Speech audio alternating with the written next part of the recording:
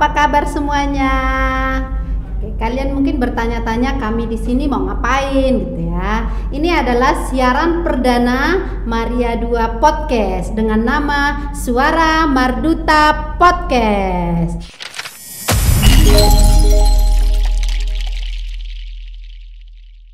Nah, untuk tema perdana kali ini kita akan ngebahas dengan tema Hari Guru, karena 25 November itu untuk memperingati para guru-guru. Mereka itu pahlawan-pahlawan di dunia pendidikan. Di sini sudah hadir narasumber kita, ada Ibu Veronica Yuli Budi Asri selaku Kepala Sekolah SMP Strada Santa Maria 2. Oke, halo Bu. Hai. Kemudian ada Teresia Benedikta dari siswa SMP Strada Santa Maria 2. Apa kabar Tere? Hai. Oke, nah ini kita akan bicara tentang Hari Guru itu sendiri. Nah, saya awali dulu dengan Bu Vero ya. Ibu, menurut Ibu guru itu apa Bu? Guru. Kita guru ya.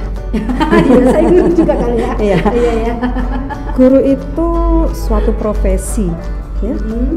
Jadi guru itu seorang pendidik yang profesional, yang dengan tugas dan tanggung jawabnya cukup banyak dan kompleks, mengajar, mendidik, membimbing, melayani, dan mengevaluasi para peserta didik atau murid yang dipercayakan pada kita, sehingga nanti harapannya dalam pendampingan pengolahan guru itu akan dihasilkan pribadi-pribadi yang cerdas, yang unggul, yang berkarakter, sehingga berguna bagi diri sendiri, bagi sesama, dan bagi bangsa dan negara. Oke, guru itu orang yang profesional ya Bu ya, sesuai dengan latar belakang pendidikan masing-masing ya Bu ya. Iya. Oke, nah Ibu sendiri sudah lama jadi guru Bu?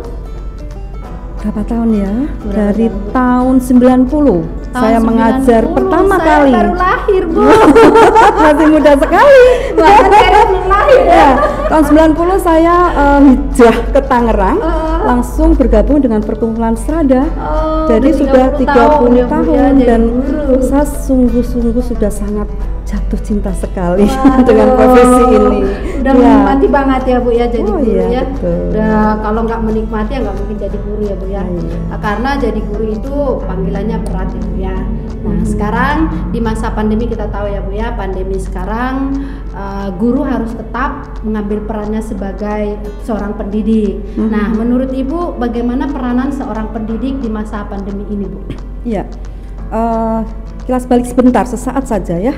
Ketika di pertengahan Maret, ya, waktu itu ada situasi yang tidak terduga-duga, situasi yang membuat kita semua tidak nyaman, yaitu adanya pandemi COVID-19 yang melanda hampir di seluruh belahan dunia, termasuk Indonesia, dan itu semuanya akan berdampak pada berbagai bidang kehidupan, termasuk bidang pendidikan. Ya, lalu saat itu juga proses pembelajaran, kegiatan pembelajaran di sekolah dialihkan. Yang tadinya kegiatan belajar itu di sekolah, ya tatap muka dengan anak-anak, kemudian anak-anak juga beraktivitas di sekolah dengan teman-teman, berinteraksi ya, kemudian kerja kelompok, olahraga, kegiatan ekskul, praktikum dan sebagainya itu dilakukan di sekolah, begitu kan? Nah, tiba-tiba harus beralih belajar di rumah atau PJJ, pembelajaran jarak jauh, atau istilahnya pembelajaran online, daring, moda daring ya, home learning, kemudian BDR, belajar dari rumah ya, artinya kegiatan belajar dialihkan ke rumah. Nah, jadi meskipun dalam situasi seperti ini kegiatan pembelajaran kan tidak boleh berhenti, terus harus tetap berlangsung. Ya, maka di sini guru sebagai pengajar pendidik harus sesaat untuk berhenti, merenung, merencanakan sesuatu. Bagaimana saya melaksanakan tugas dan tanggung jawab sebagai guru di situasi yang seperti ini ya. Maka peran guru itu sangat besar sekali, sangat menentukan sekali untuk mengawal pendidikan para murid dan tentunya tidak hanya guru ya Bu Teti ya. Jadi ada pihak-pihak lain yang juga ikut bertanggung jawab.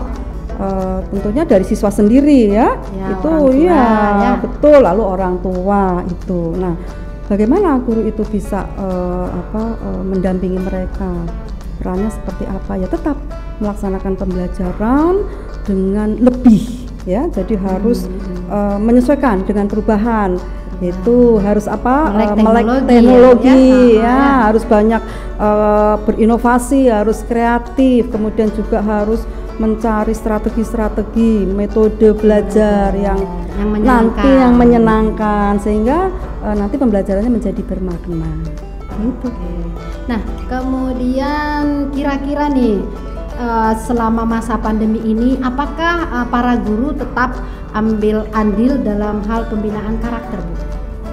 Oh pasti ya. Itu seperti apa ya, kira-kira? Jadi peranan guru pembentukan karakter itu tentunya terus menerus ya harus dilakukan oleh seorang guru untuk nanti yaitu tadi menghasilkan pribadi-pribadi yang unggul dan berkarakter tadi. Nah, di sini peran guru itu sebenarnya sudah terintegrasi ya melalui kegiatan pembelajaran jarak jauh ya, melalui mapel masing-masing. Itu di sanalah terjadi penanaman nilai-nilai yang nanti yang nanti akan membentuk karakter mereka ya, apa seperti misalnya kedisiplinan, tanggung jawab, kemandirian ya, kemudian kejujuran dan juga kepedulian ya. Sepertinya 5 nilai dasar masuklah ke sana semua. Iya.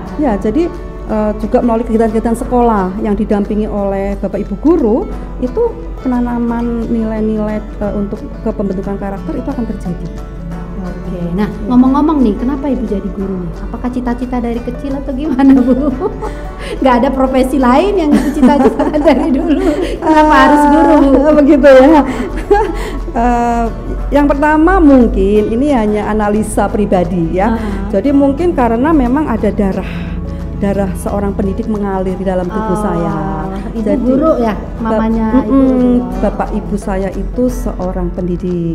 Tetapi ketika saya sudah mulai besar, sudah bisa mencermati itu usia SD ibu saya, bapak sudah pensiun, ibu sudah di kantor di Dinas Pendidikan dan Kebudayaan ya, tetapi saya sering melihat kegiatan ibu, misalnya sedang memberikan pendampingan, pembinaan kepada guru-guru. Mungkin dari situ saya melihat kok menyenangkan begitu. Lalu akhirnya SMA saya sudah memutuskan.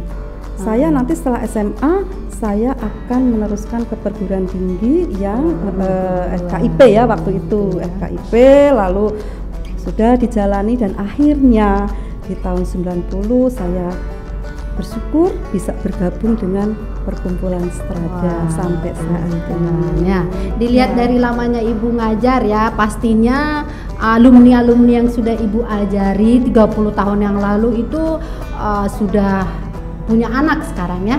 Ada nggak dari alumni-alumni itu yang menyekolahkan anaknya di Perkumpulan Strada khususnya di SMP Maria 2? Ada, dan mungkin banyak ya.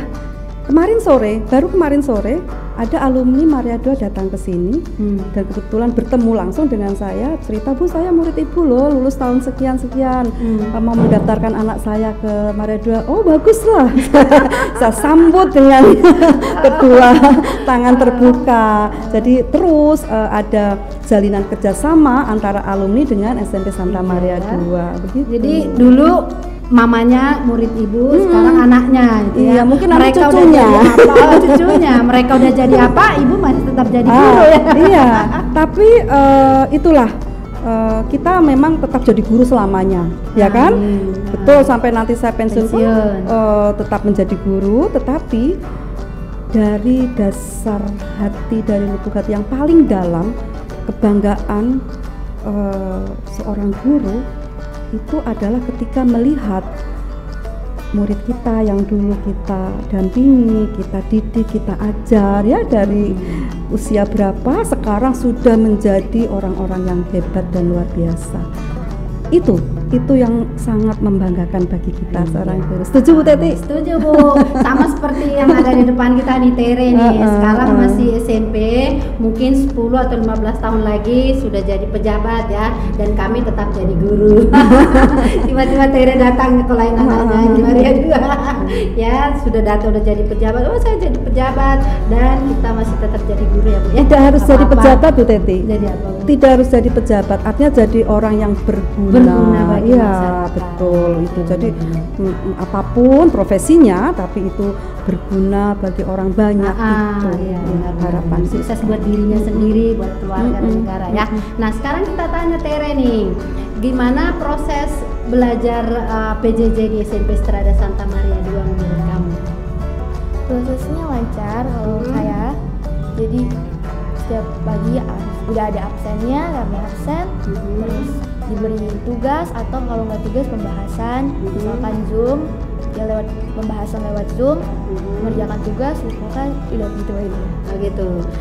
Kalau kamu mengalami kesulitan nih, biasanya kan kalau di sekolah nih ngalami kesulitan langsung tanya sama gurunya, Miss atau Pak, saya nggak ngerti nih materi ini, saya nanya. Nah sementara kalau PJJ kan terbatas nih ya, kamu pernah nggak nanya-nanya sama mama atau papa materi-materi tertentu yang kamu nggak ngerti?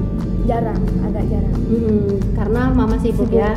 Karena kan sekarang kan peranan guru itu tidak hanya guru yang ada di sekolah ya, tapi peranan guru itu bisa juga dari mama, dari papa, dari adik, dari kakak gitu ya. Jadi tetap harus kalau misalnya mengalami kesulitan tanya sama orang tua ya. Nah, menurut kamu lebih nyaman belajar dari rumah secara online atau belajar di kelas nih? Ada rasa nyaman belajar dari rumah, ada rasa gitu. Ada bagian yang lebih nyaman belajar di sekolah. Belajar dari rumah lebih nyaman itu yang gimana nya coba? Ya kayak suasana kamar, ruangan misalkan kita ciptakan sendiri, bisa kita atur, jadi senyaman kita sendiri. Terus bangun nggak harus pagi, nggak harus macet-macetan ke sekolah gitu ya. Terus yang nggak enaknya itu bagian mananya tuh? Susah kalau mau bertanya kayak tadi, kalau misalkan kita mau diskusi aja sama teman, diskusi sama teman atau sama guru ya, terbatas. Terus sosialisasi dengan teman-teman ya. Kalau di kelas biasanya kan saling menyapa satu sama lain. Nah, selama masa PJJ ini, masa pandemi ini kan di rumah terus ya, kamu tetap komunikasi nggak dengan teman-teman sekelas atau teman-teman lain? Komunikasi, tapi sama teman-teman dekat aja. Hanya tertentu ya. Nggak boleh, harusnya semua kamu tanya dong di grup-grup itu. Hai, say hello, apa kabar? Terus di Maria 2 kan tetap ada ekskul nih.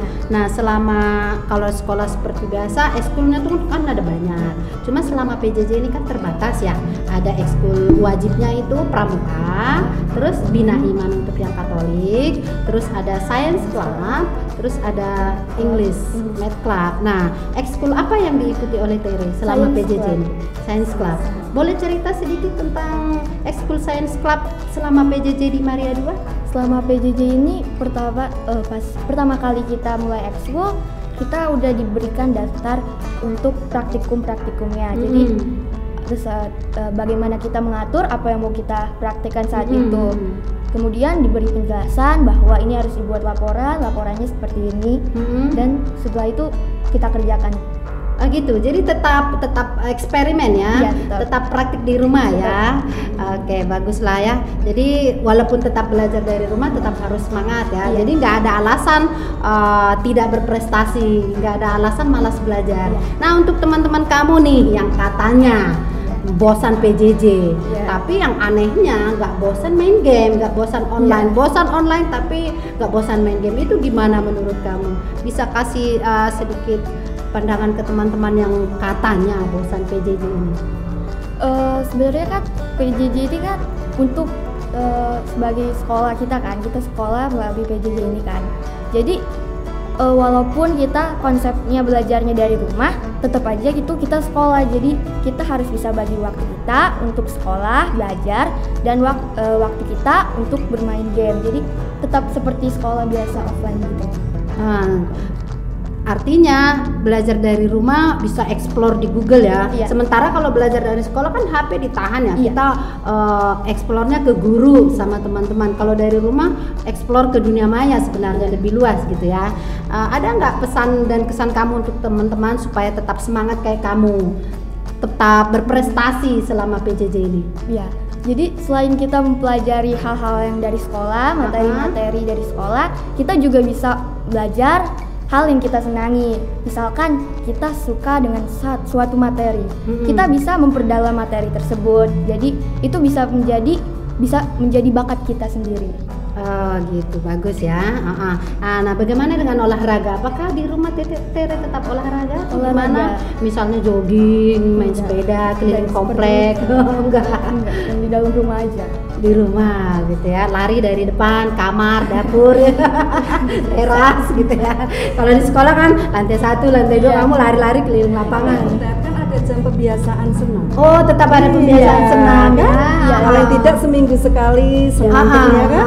Senam bersama meskipun masing-masing di rumah. Begitu sendiri ya, ada senam begitu kan. Oh, tetap ada kebiasaan senam ya, Bu ya. Oh, bagus. Nah, itu dilakukan di rumah. Dilakukan. Oh, puji Tuhan. Teman-teman yang lain dilakukan juga kan? Dilakukan. Oke. Nah, kira-kira dari